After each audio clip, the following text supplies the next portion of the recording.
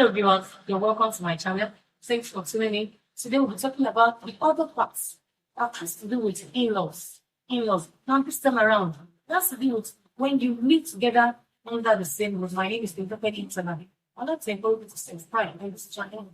Press the like button, share it. You're going to help this program to be able to go far. You help to the growth system at this channel. Now, today we're going to be looking at it. In-laws are family members of your spouse. They are members of the family that you cannot do without. It's going to be two very parts. You always have them around, no matter what you appoint them. Now, let us look at how you treat them when you live together under the same roof. How do you treat them? First thing is that whatever situation was that warranted you to stay together, what should you do? If it's a situation that is avoidable, you can avoid it. It's the best. But if it is unavoidable, whereby you don't have so much finance, so much little funds. Funds cannot just go around to rent another apartment for your mother-in-law, for your father-in-law, for any extra member of the family, and you find yourself that you have to stay under the same roof. What should you do? Overlook their faults. They're not to be offending you in a greater way this time around because, before you were living separately, offenses came and you could still manage it. It might be minimal, but this time around that you still together, you see one another almost every day. You're not to be having more of the faults. What should you do? Forgive them. Under Matthew 18:20, what the Bible says.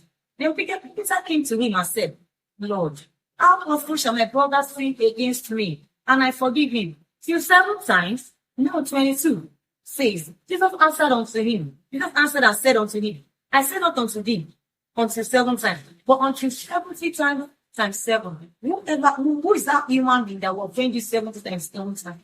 What the Bible is telling us in Exodus is that no matter how much, it can never get to this particular figure. Still forgive them. God help you in Jesus' name. Let's move on. The third point I have, if you stay together, please make sure you're not idle. Make sure you're always up and down. Make sure you're always going out, always going somewhere. The place of work, place of business, make sure you are busy doing something. Don't just sit at home and you're just there. You always see things that you do. Disrespect will come from there.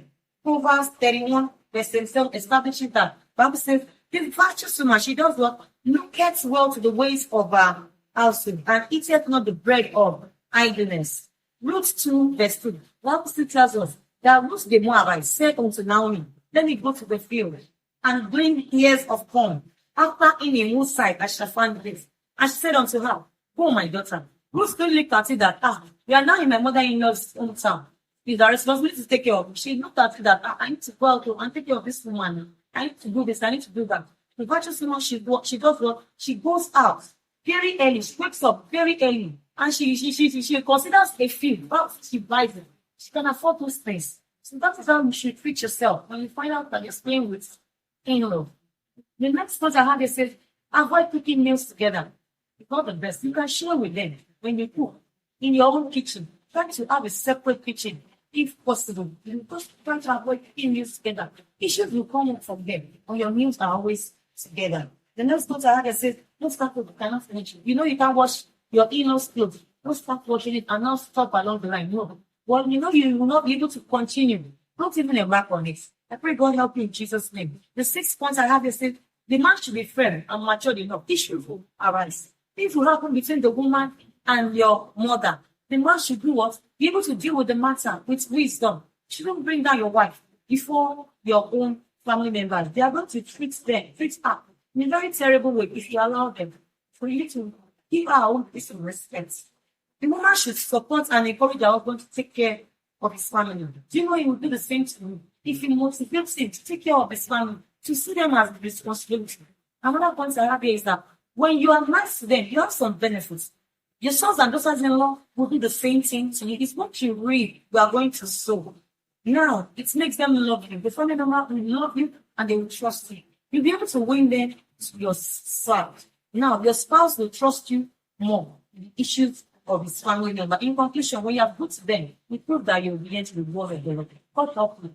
Thanks for watching.